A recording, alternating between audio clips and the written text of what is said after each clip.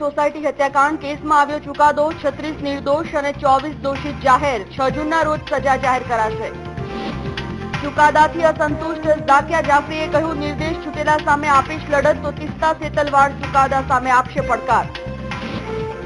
ગુલબર્ગ કાંડ માટે શંકરસિંહે તત્કાલીન મુખ્યમંત્રી મોદીને ગણાવ્યા જવાબદાર, તો રૂપાણી બોલ્યા, મોદીને કોર્ટે આપી છે ક્લીન ચીટ। કાળઝાળ ગરમી વચ્ચે રાહતના સમાચાર। રાજ્યમાં આગામી ચોમાસું સારું રહેવાની હવામાન ખાતાની આગાહી। અમૂલ દૂધની દરેક બ્રાન્ડમાં ₹2નો વધારો। ગુજરાતમાં 4 જૂનથી લાગુ કરાશે, તો દિલ્હીમાં આવતીકાલથી લાગુ। રાજકોટ ચેમ્બર ઓફ કોમર્સના ચેરમેન પદેથી સમીર શાહ આપશે રાજીનામું। દિનેશ દક્ષિણી હત્યા કેસનો મુખ્ય આરોપી છે સમીર શાહ। રાજકોટમાં સ્ટોન કિલરનો આતંક। પ્રૌઢની કરી હત્યા, તો સુરતમાંથી 2.74 લાખની નકલી નોટો સાથે 2 શખ્સોની ધરપકડ। અને વીટીવીના વિશેષ અહેવાલ, સાંસદનું સરવૈયુમાં આજે જુઓ સુરતના સાંસદ દર્શના જરદોશની કામગીરીના લેખાજોખા।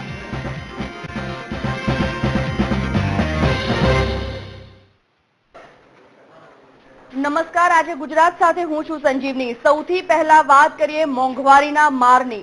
જી હા, મોંઘવારીના માર વચ્ચે વધુ એક ફટકો રાજ્યની જનતાને પડ્યો છે। ખાસ કરીને જોવામાં આવે તો એક મહત્વપૂર્ણ સમાચાર જે સામે આવી રહ્યા છે। દિલ્હીની એનસીઆર દ્વારા અમૂલ સહિત દરેક પ્રોડક્ટમાં ₹2નો ભાવ વધારો ઝીકી દેવામાં આવ્યો છે। મહત્વનું છે કે દિલ્હીમાં આ ભાવ વધારો આવતીકાલથી લાગુ કરવામાં આવશે। તો આ મામલે 6 જૂને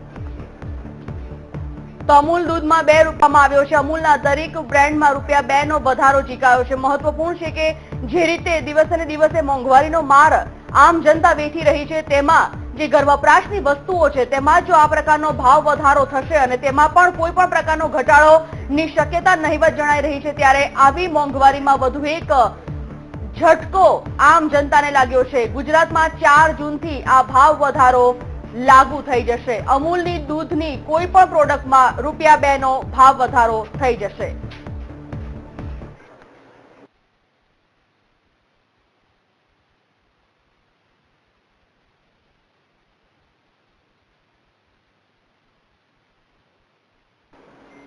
છેલ્લા કેટલાય સમયથી રાજ્યમાં કાળઝાળ ગરમીનો લોકો સામનો કરી રહ્યા હતા, તેવામાં એક સારા સમાચાર આવી રહ્યા છે।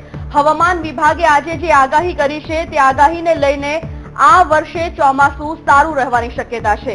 જૂન માસમાં ગુજરાત સહિત અન્ય પાડોશી રાજ્યોમાં વરસાદની આગાહી કરતા જણાવ્યું છે કે આગામી 4 થી 5 દિવસોમાં મોન્સૂન કેરળ સુધી પહોંચી શકે છે। હવામાન વિભાગે 7 જૂને કેરળના તટ પર મોન્સૂનનો પ્રથમ વરસાદ થવા અંગેનું પણ અનુમાન લગાવ્યું છે। જો કે કેરળના મોટાભાગના વિસ્તારોમાં અટકીને વરસાદ આવી રહ્યો છે।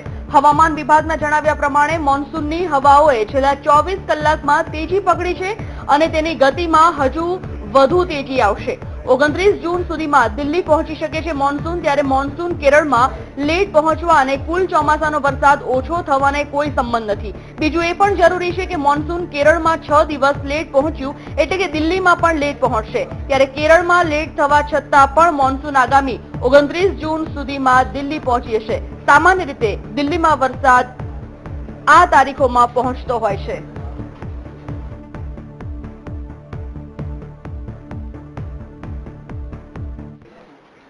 અને હવે વાત કરીએ ગુલબર્ગ હત્યાકાંડમાં આવેલ ચુકાદા વિશે।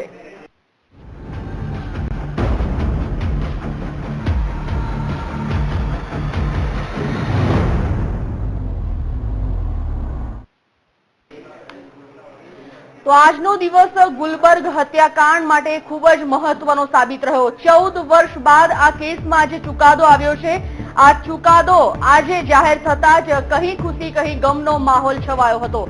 24 જેટલા આરોપીને દોષિત જાહેર કરવામાં આવ્યા છે, જ્યારે 36 જેટલા લોકોને નિર્દોષ જાહેર કરાયા છે. અમદાવાદમાં 14 વર્ષ જૂના ચર્ચિત ગુલબર્ગ સોસાયટીના નરસંહાર મામલે અમદાવાદની સ્પેશિયલ કોર્ટે 24 લોકોને દોષિત જાહેર કરી દીધા છે, જેમાંથી 11 લોકોને 302 ના આધારે દોષિત ગણવામાં આવ્યા છે, તો કોર્ટે 36 લોકોને નિર્દોષ પણ જાહેર કર્યા છે, જેમાં પોલીસ ઇન્સ્પેક્ટર અને બીજેપી પારદર્શનો પણ સમાવેશ થાય છે. જોકે દોષિત આરોપીઓની સજા 6મી તારીખે સંભળાવવામાં આવશે તેવી પણ એક વાત સામે આવી છે. મહત્વનું છે કે છેલ્લા કેટલાય દિવસથી આ ચુકાદાને લઈને ચર્ચાઓ જાગી હતી. આજે જ્યારે આ ચુકાદો આવી ગયો છે ત્યારે કેટલાક લોકો આ ચુકાદાને સરાહનીય ગણાવી રહ્યા છે, તો કેટલાક લોકોએ પોતાનો અસંતોષ પણ વ્યક્ત કર્યો છે. એહસાન જાફરીના પત્ની ઝાકિયા જાફરીએ આજે વીટીવી સાથેની ફોનિક વાતચીતમાં જણાવ્યું હતું કે તેઓ આ ચુકાદાથી ક્યાંક ને ક્યાંક અસંતોષ છે અને અપીલ કરવા માટે તેઓ ઉપરી અદાલતમાં પણ જશે. સાથે જ તેમના પુત્ર તનવીર જાફરીએ પણ આ જ પ્રકારનું નિવેદન આપતા કહ્યું કે પોતાના વકીલ અને સંબંધીઓ સાથે ચર્ચા વિચારણા કરવામાં આવશે, વિચાર વિમર્શ કરવામાં આવશે અને ત્યારબાદ આગળ અપીલ કરવાશે.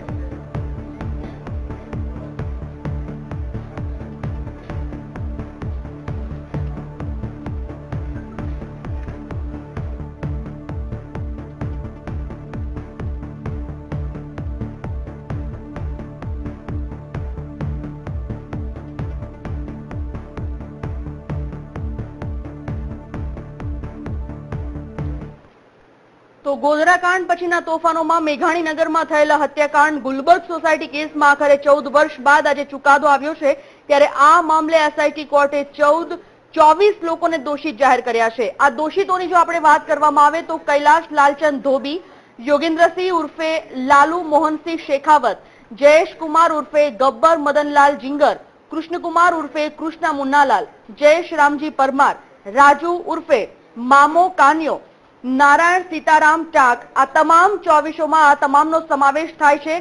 આગળ વાત કરવામાં આવે લાખનસિંહ ઉર્ફે લાલ્યો, ભરત ઉર્ફે ભરત તૈલી બાલોદિયા, ભરત લક્ષ્મણસિંહ ગૌડા, દિલીપ પ્રભુદાસ શર્મા, બાબુભાઈ મંજીભાઈ પટણી, માંગીલાલ ધૂપચંદ જૈન, દિલીપ ઉર્ફે કાળુ ચતુરભાઈ, સંદીપ ઉર્ફે સોનુ, મુકેશ પુખરાજ સાંકલા, અબેશ કાંતિલાલ જીંગર, પ્રકાશ ઉર્ફે ખેંગારજી પઢિયાર અને મનીષ પ્રભુલાલ જૈનનો સમાવેશ 24 દોષિતોમાં થાય છે. આ ઉપરાંત જો આગળ વાત કરવામાં આવે તો ધર્મેશ પ્રહલાદભાઈ શુક્લ, કપિલ દેવનારાયણ ઉર્ફે મુન્નાભાઈ મિશ્રા, અતુલ ઇન્દ્રવદન વૈદ્ય, બાબુભાઈ ઇસ્તિમાલ રાઠોડ અને સરેન્દ્રસિંહ ઉર્ફે વકીલ દિગ્વિજયસિંહ ચૌહાણનો આ 24 દોષિતોમાં સમાવેશ થાય છે.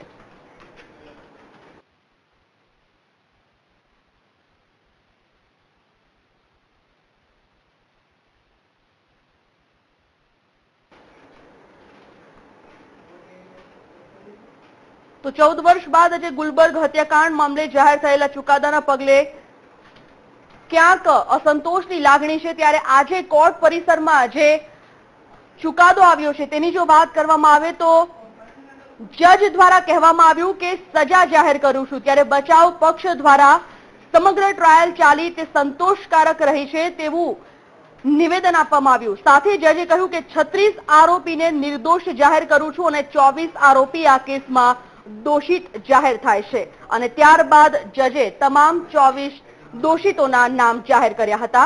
જજે ઉપરાંત કહ્યું કે બચાવ પક્ષ, આરોપી પક્ષ અને સરકાર સજાને વધારવા ઘટાડવા માટે પોતાનો પક્ષ મૂકી શકે છે.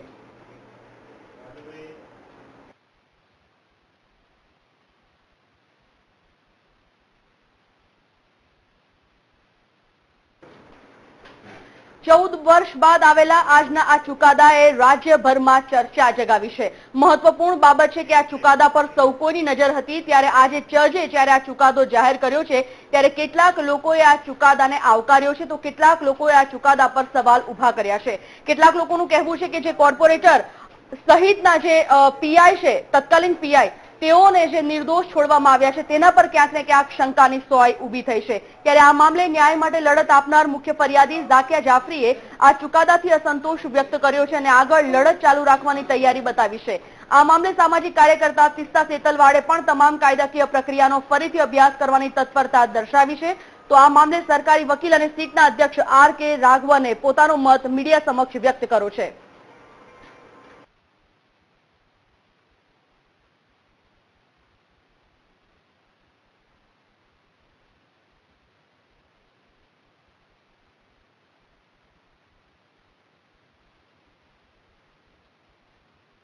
ये मुझे अफसोस है कि उन्होंने 36 लोगों को क्यों छोड़ दिया।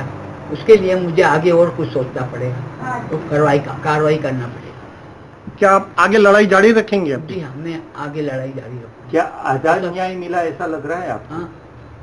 पूरा न्याय नहीं मिला, आधा न्याय मुझे पूरा न्याय नहीं मिला। क्या मान रहे हो आप इस जजमेंट को, कि किस तरह से देख रहे हो आप? जो कोर्ट का फैसला है उसके बारे में क्या कहना? कोर्ट का फैसला जो है तो मुझे बराबर लगा नहीं। जो जिसकी मैं उम्मीद लगाए बैठी थी वो मुझे बराबर से नहीं नजर आ रहा है। पहले तो मैं कहूंगी कि हम पूरे फैसले को स्टडी करेंगे और हमारे मानने में हमारे विटनेसेस जो थे, आई विटनेस सर्वाइवर्स, जिन्होंने अपना बयान दिया कोर्ट में, उन्होंने मजबूती से, सफाई से अपना बयान दिया है। उनके बयान के साथ साथ डॉक्यूमेंट्री एविडेंस भी बहुत सारा आया है, जिसमें पुलिस कंट्रोल रूम रिकॉर्ड है, फायर ब्रिगेड के रिकॉर्ड है, फोन कॉल रिकॉर्ड्स हैं। तो हमारे मानने में काफी चीजें उसमें हैं जिसको लेकर हमें देखना पड़ेगा कि जज साहब ने इसको पूरी चीज को कंसिडर किया है या नहीं किया है। કારણ કે આ બહુ જ જેને કહેવાય કે એકદમ બાર્બેરિક એક્ટ હતું, જેમાં 69 લોકોની, નિર્દોષ લોકોની નિર્મમ હત્યા થઈ છે અને શ્રી એહસાન જાફરીની પણ હત્યા થઈ અને ડિફેન્સલેસ પીપલ હતા, એક સોસાયટીની અંદર હતા અને કોઈ પણ કારણ વગર કે કોઈ પણ જેને કહેવાય કે ઉશ્કેરાટ વગર આમને છે ને તે સજા એ મારી નાખવામાં આવે છે અને એના કારણે છે ને તે અમે વધારાની સજાની માંગણી કરી છે. Benefit of the doubt sir, हो सकता है कई अक्यूज के ऊपर एक ही विटनेस कुछ कहा होगा और दो विटनेस डिपोज किया ना, वो एविडेंस दिया ना, उस वक्त वो जज का थोड़ा शक हो गया होगा, तो इसीलिए वो ऑर्डर देखने के बाद में सर ये अपील की गुंजाइश कितनी है इसमें? जरूर, लाइक वैसा बाकी केस है ना, अब सब केस में हम अपील किया है, इसमें भी अपील कर सकते। बेबुनियाद आक्षेपो कोई माने જ નહીં, કારણ કે નરેન્દ્રભાઈ મોદી અને અમિતભાઈ શાહને કોર્ટે ક્લીન ચીટ આપી છે। આ વિષયમાં ક્યાંય એમનો એક પણ પ્રકારનો દોષ નથી, એ પ્રકારની વાત કરી છે। આજના જજમેન્ટમાં પણ કોઈ કાવતરું નથી, એ પણ સ્પષ્ટ વાત જજે કરી છે। અને કોંગ્રેસના લોકોને મારે સવાલ કરવાનો છે। કોંગ્રેસ હંમેશા પોતાની મત બેંક સાચવવા માટે અન્ય લોકોને વિશાળ પ્રમાણમાં અન્યાય કરતી આવી છે। આ કોંગ્રેસના નેતાઓ આજે જે નિવેદન કર્યા છે, એ નિવેદન જોતા એમ લાગે છે કે એમને ન્યાયતંત્ર ઉપર વિશ્વાસ નથી। કોંગ્રેસના નેતાઓએ જે નિવેદન કર્યા એમાં એમણે એમ કહ્યું છે કે આ સજા પૂરતી નથી, ઓછા લોકોને સજા થઈ છે, વધારે લોકોને સજા થવી જોઈતી હતી। એ પ્રમાણે ન્યાયતંત્ર દ્વારા માનનીય જજશ્રી દ્વારા જે ચુકાદો આપ્યો એના ઉપર શંકાની સોય કોંગ્રેસે ઊભી કરી। ગુલબર્ગ સોસાયટી હત્યાકાંડમાં પાર્શલ ન્યાય મળ્યો છે, એમ જરૂર કહી શકાય। પાર્શલ ન્યાય મળ્યો છે। હકીકતમાં સત્તા મેળવવા માટે એક સુયોજિત રીતે સમગ્ર ગુજરાતમાં ભારતીય जनता પાર્ટી અને એમના નેતાઓ દ્વારા દંગાઓ, તોફાન અને હુલ્લડો કરવામાં આવ્યા। સત્તા સંતોષકારક નથી। જસ્ટિસ ડિલે, જસ્ટિસ ડિનાઇડ એના જેવું છે। આ ઠીક છે, છતાં ન્યાયનો ચુકાદો એ ન્યાયનો ચુકાદો છે, માથે ચડાવવાનો હોય છે। પરંતુ જાહેર જીવનમાં કોઈ વ્યક્તિએ પોતાની મહત્વાકાંક્ષા સંતોષવા માટે આટલી રીતે બ્રુટલી મર્ડર જેને કહેવાય, ગુજરાતની પ્રજાને જંગલ રાજમાં ધકેલી દેવું, આવું ઘૃણિત કૃત્ય ગોધરામાં જે બન્યું ને એના પછી ગુજરાતમાં બન્યું। રાજ્યના મુખ્યમંત્રી એવું કહે કે આ પ્રમાણે ક્રિયાની પ્રતિક્રિયા એટલે ઈચ એક્શન એવા એવરેજ રિએક્શન। તો આજે ગુલબર્ગ હત્યાકાંડ મામલે ચુકાદો આવનાર હોય સવારથી જ ગુલબર્ગ સોસાયટીમાં પોલીસના જવાનો તહેનાત કરી દેવામાં આવ્યા છે। ખાસ કરીને મોટા ભાગના વિસ્તારોમાં જે સંવેદનશીલ વિસ્તારો છે, મેઘાણીનગરમાં ખાસ કરીને આસપાસના વિસ્તારમાં પણ પોલીસે સઘન પેટ્રોલિંગ હાથ ધર્યું હતું।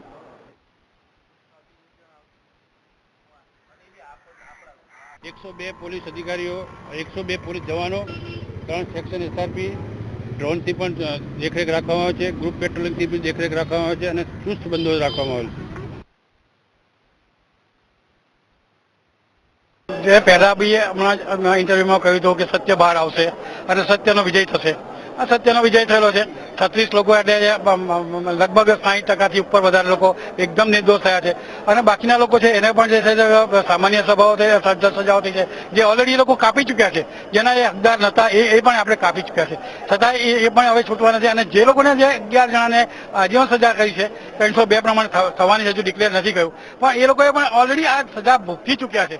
એટલે લગભગ બધા જ લોકો નિર્દોષ સાબિત થવાને છૂટી જ જવાના છે. પણ આજે જે સજા થઈ છે એના માટેનું અમને દુઃખ છે કે જે ખોટી રીતના તિસ્તા જેવા લોકોએ આ જે એવિડન્સો ઉભા કર્યા, એફિડેવિટો ઉભી કરી અને ખોટી રીતના બધા સંડોવ્યા. એક વ્યક્તિ પોતાના વિસ્તારમાં ફેમસ હોય અને એનું નામ આપી દેવું અને એના પછી છે તો એના માટે થઈને તે કહેવું કે ભાઈ આ વ્યક્તિએ કર્યું છે, એ રીતે થાય એટલે નિર્ણય છે કે એને બધા ઓળખતા હોય તો એ કહેવાનો જ છે કે ભાઈ આ વ્યક્તિએ કર્યું છે. અને કોર્ટ જે છે એ એવિડન્સ જોવે છે, એ ભાવનાથી નથી ચાલતું અને એવિડન્સોના કારણથી આ જે સજા થઈ છે એ પણ સજા એવિડન્સને કારણે થઈ છે. આગળ વાત કરીએ ગાંધીનગરથી એક મહત્વના સમાચાર વિશે જો વાત કરવામાં આવે તો ગાંધીનગરમાં આજે સીએમની અધ્યક્ષતામાં એક બેઠક યોજાઈ હતી. ગરીબ કલ્યાણ મેળાના 9મા ચરણને લઈને આજે આખરી ઓપ આપવામાં આવ્યો હતો. મુખ્યમંત્રીની હાજરીમાં ગાંધીનગરમાં આજે જે બેઠક મળી હતી તેમાં 9મા ચરણમાં 148 સ્થાનો પર ગરીબ કલ્યાણ મેળો યોજાશે. સાથે 8 ચરણમાં 10 લાખથી વધુ વિદ્યાર્થીઓ ખાસ કરીને લાભાર્થીઓને સહાય પહોંચાડીને કુલ 1395 કરોડના સાધનની સહાય પહોંચાડવામાં આવશે. ગાંધીનગર ખાતે આજે આ બેઠક મળી હતી. આ તમામ વાતો આજે આ બેઠક બાદ બહાર આવી છે.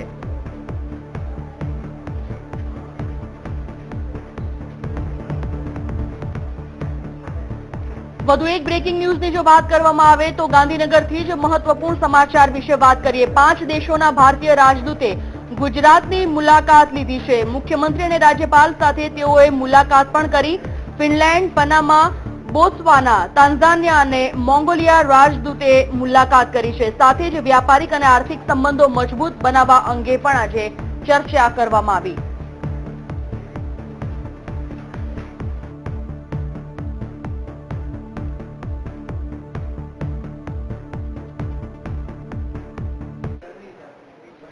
આગળ વાત કરીએ રાજકોટની તો રાજકોટમાં આજે રાજમોતી ઓઇલ મિલ આખું જે પ્રકરણ છે તેમાં સમીર શાહ દ્વારા રાજીનામું આપી દેવામાં આવ્યું હોવાના સમાચાર છે.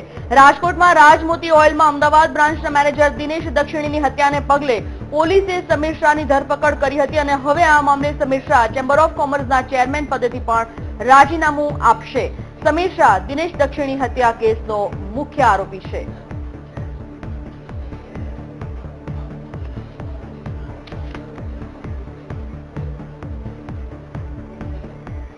સૌરાષ્ટ્રમાં ખાસ કરીને ગુનાખોરીનું પ્રમાણ વધતું જાય તેવું લાગી રહ્યું છે અને તેમાં પણ આપણે વાત કરી રહ્યા છીએ રાજકોટની. રંગીલા રાજકોટની ક્યાંક ને ક્યાંક શાખ હવે જતી હોય તેવું લાગી રહ્યું છે. રાજકોટના મવડી ગામની સીમ પાસેથી 60 વર્ષીય પ્રૌઢની પથ્થરોના ઘા મારી હત્યા કરી દેવાઈ છે અને હત્યા કરી કિલરે મૃતકના ફોનમાંથી તેના દીકરાને ફોન કરીને કહ્યું કે इसको मैंने टपका डाला है. આ બનાવના પગલે તાલુકા પોલીસ, એસઓજી પોલીસ સહિત ઉચ્ચ પોલીસ અધિકારીઓ ઘટના સ્થળે દોડી આવ્યા હતા અને પ્રૌઢની હત્યા લૂંટના ઈરાદે થઈ હોવાનું પોલીસના પ્રાથમિક તારણમાં બહાર આવ્યું છે. તાલુકા પોલીસના જણાવ્યા પ્રમાણે મૃતક 60 વર્ષીય છે. તેના ખિસ્સામાંથી મોબાઈલ અને રોકડ પણ ગાયબ છે, પરંતુ અમુક કાગળો પ્રાપ્ત થયા છે. તેના પરથી મૃતકની ઓળખ મેળવવામાં આવી છે, જેમાં તેમનું નામ વલ્લભભાઈ રંગાણી હોવાનું જાણવા મળ્યું છે. મૃતકનો ફોન પણ ગાયબ હોવાનું જણાઈ રહ્યું છે. ત્યારે વલ્લભભાઈના દીકરા શૈલેષ રંગાણીને સ્ટોન કિલરે ફોન કર્યો હતો. ફોન કર્યા બાદ પરિવારજનો ઘટના સ્થળે પહોંચ્યા હતા.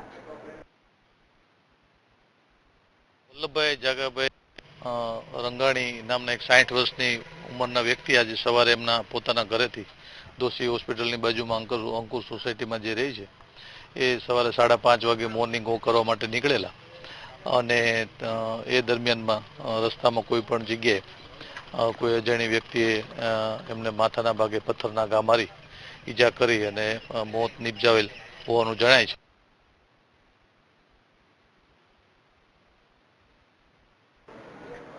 રાજ્ય સરકાર દ્વારા અલગ અલગ યોજનાઓ ગુજરાત રાજ્યની જનતા માટે મૂકવામાં આવે છે, પરંતુ ક્યાંક ને ક્યાંક આ તમામ યોજનાઓ કાગળ પર જ રહી જાય છે અને તેના કારણે જ વિપક્ષને પ્રહાર કરવા માટેનો મુદ્દો મળી જતો હોય છે.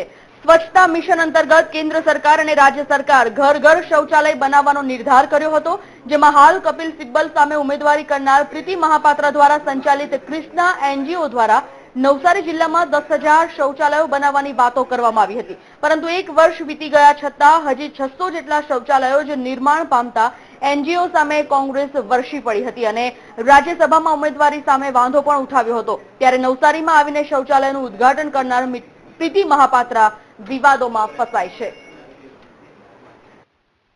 અમે કોઓપરેશનનો સવાલ છે કે અમે આની સાથે યુનિસેફ જેવી સંસ્થાઓને પણ ઇન્વોલ્વ કરીએ છીએ, સાથે સાથે ડિફરન્ટ એનજીઓઝ, અમે અલગ અલગ એનજીઓઝને પણ અમારી સાથે લઈ રહ્યા છીએ અને basic aim is to have a behavioural change also, અને જેની અંદર અમે ગામે ગામમાં એક ઓપન ડેફિકેશન ફ્રી દરેક ગામને બનાવવા માટેનો એક ટાર્ગેટ અમે લીધો છે અને જિલ્લો આ બાબતમાં અમે એક ડીઆરડીએની અમારી ટીમ અને પંચાયત સાથે રહીને એક ખૂબ સારી રીતે અમે આ પ્રોગ્રેસ કરી શક્યા છીએ હાલ સુધીમાં।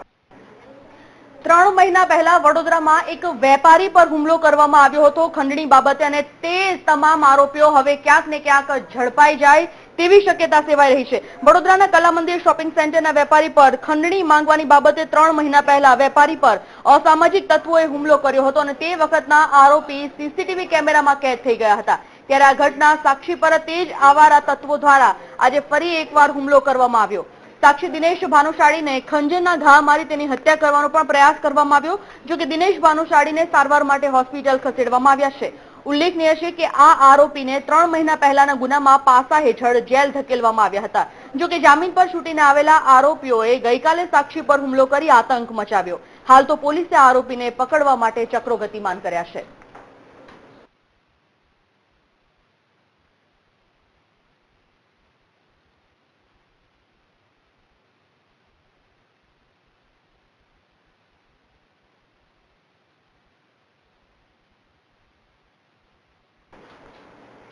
છેલ્લા ઘણા સમયથી વડોદરામાં મહાનગરપાલિકા દ્વારા ડિમોલેશનની પ્રક્રિયા હાથ ધરવામાં આવી રહી છે। ત્યારે વડોદરા મહાનગરપાલિકા દ્વારા ગેરકાયદેસર દબાણોને દૂર કરવાની પ્રક્રિયા હાથ ધરવામાં ફરી એકવાર આવી હતી। દબાણ અધિકારીઓએ કારેલીબાગ પોલીસ સ્ટેશનની હદમાં આવેલા વિસ્તારોમાં દબાણો દૂર કરવાની શરૂઆત કરી। પૂરતા પોલીસ બંદોબસ્ત સાથે કારેલીબાગ પોલીસ સ્ટેશનની આરાધના ચોકી સુધીના રસ્તા પર ગેરકાયદેસર મૂકવામાં આવેલ કેબિન અને લારી ગલ્લા દૂર કરવામાં આવ્યા હતા। આ વિસ્તાર સંવેદનશીલ હોવાથી પૂરતા પોલીસ બંદોબસ્ત સાથે રસ્તા પરના લારી, કેબિનો અને અન્ય દબાણો દૂર પણ કરવામાં આવ્યા। ત્યારે નાગરવાડા, મચ્છીપીઠ, સલાટવાડા વિસ્તારો જેવામાં લારી અને ગલ્લાઓ જે મૂકવામાં આવ્યા હતા તે દબાણો દૂર કરવામાં આવ્યા। કુલ 3 ટ્રક ભરીને સામાન પણ જપ્ત કરવામાં આવ્યો છે। આજે કારેલીબાગ પોલીસ સ્ટેશન વિસ્તારમાં આ ટ્રાફિકનો મોટો પ્રશ્ન છે। નાગરવાડા જે પોલીસ સ્ટેશનથી નાગરવાડાવાળો રસ્તો છે ફૂલબારીનો, તે રસ્તા ઉપર ટ્રાફિક બહુ છે, વેપારી લોકો આખું દબાણ કરેલું છે અને એ લોકોને વારંવાર વિનંતી કરવા છતાં પછી જ્યારે દબાણ આવે ત્યારે હટાવી લે, એટલે આજે દબાણ હટાવવાની કામગીરી ચાલુ છે। કોર્પોરેશને બંદોબસ્ત માંગેલો છે, એટલે ફરજના ભાગરૂપે બધા પોલીસના માણસો બંદોબસ્તમાં હાજર છે। વલસાડમાં છેલ્લા કેટલાય સમયથી પડતર પ્રશ્નોની રજૂઆત વારંવાર તંત્રને કરવામાં આવે છે, પરંતુ આ રજૂઆતો કોઈ પણ પ્રકારે ધ્યાને નથી ધરાતી અને તેના કારણે જ લોકોનો રોષ ભભૂકી ઉઠે છે। સેલવાસના સિંધોની વિસ્તારના લોકોએ પડતર પ્રશ્નોને લઈ ચક્કાજામ કર્યો છે, ત્યારે અહીંના રહીશોએ રસ્તા અને પાણીના મામલે ચક્કાજામ કરીને પોતાનો વિરોધ પ્રદર્શિત કર્યો। મામલો વધુ બીચકે નહીં તે માટે અધિકારીઓએ આગામી દિવસોમાં પડતર પ્રશ્નોનો નિકાલ લાવવાની પણ ખાતરી આપતા આખરે મામલો સમેટાયો છે। મુકાવે દે, 2 ટાંકી મુકાવે દે એમ કહેતો છે, પણ હવે કોણ જાણે હવે બપોર સુધી હાંજ આવે તો આવે, परम दाड़े पासा बेहवा पड़े, परम दाड़े पासा बेहवा पड़े। तो इनका एक तो पानी का समस्या था कि वो टैंकर नहीं आ रहा है और थोड़ा रोड खराब है जिसकी वजह से टैंकर नहीं जा रहा था। तो संबंधित अधिकारियों ने साइट विजिट करके जो पानी का प्रॉब्लम है वो तो आज ही सोल्व हो जाएगा, टैंकी अभी रखवा दी जाएगी और शाम तक पानी उनको मिल जाएगा। और जो रोड का है वो भी रोड का काम भी कल से चालू हो जाएगा, ऐसा करके जो संबंधित इंजीनियर थे वो उन्होंने जगह पे आके इनको आश्वासन दिया है। અને હવે જોઈએ વીટીવીના કેમ્પન સાંસદનું સર્વૈયુમાં સુરતના સાંસદ દર્શના જરદોશનું કામગીરીના લેખાજોખા।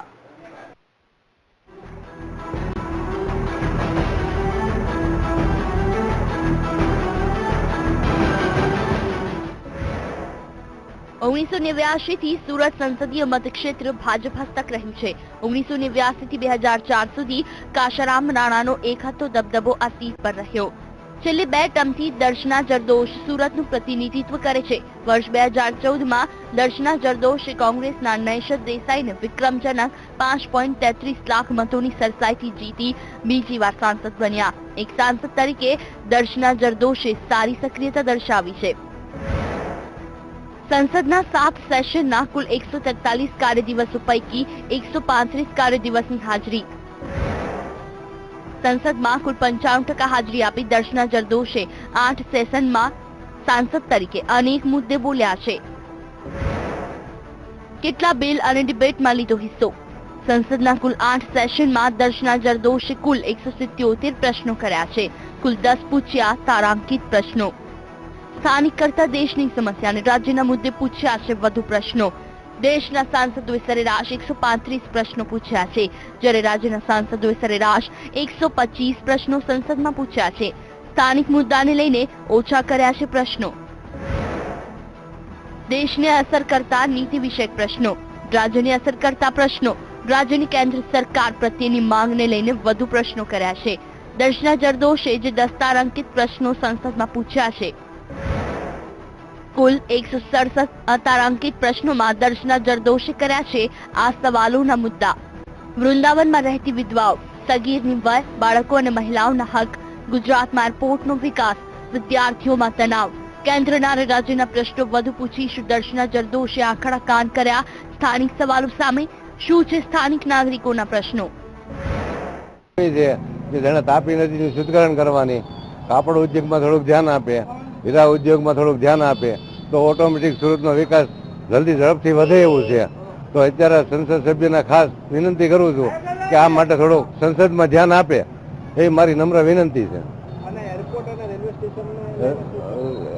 એરપોર્ટ અને રેલવે સ્ટેશનનો વિકાસ જેમ જેમ થાય એમ એમ અહીં અત્યારે પબ્લિક વધતું જ જાય છે, એના માટે વિકાસ વધી રહ્યો છે. તો એરપોર્ટ અમને જલ્દી આપે એવી લોક માંગણી છે અમારી. સાંસદ દર્શના જરદોશે હજુ વધુ સ્થાનિક મુદ્દાઓને વાચા આપવી પડશે. આ મુદ્દાઓ સામે કર્યા છે સાંસદે આંખડા કાન. અનિયંત્રિત વિકાસ અને ઝૂંપડપટ્ટીની વધતી જતી સંખ્યા, હીરા ઉદ્યોગમાં મંદી, ઔદ્યોગિક પ્રદૂષણ, સુરત નવસારી ટ્વિન સિટી ક્યારે સુરત બનશે સ્માર્ટ સિટી. સામાન્ય રીતે રાષ્ટ્રીય મુદ્દે બહુ બોલકા દર્શનાબહેને સુરતના મૂળભૂત પ્રશ્નો બાબતે અપેક્ષા કરતા ઓછી વાચા આપી છે. સુરતના સ્થાનિક મુદ્દે સાંસદ દર્શના જરદોશ મૌન રહ્યા છે. નાગરિકોની અપેક્ષા છે સાંસદ સ્થાનિક મુદ્દાઓ ઉઠાવે. પ્રજ્ઞેશ વ્યાસ અને મેહુલ દેસાઈ સાથે પરેશ દવે, વીટીવી ન્યૂઝ, અમદાવાદ.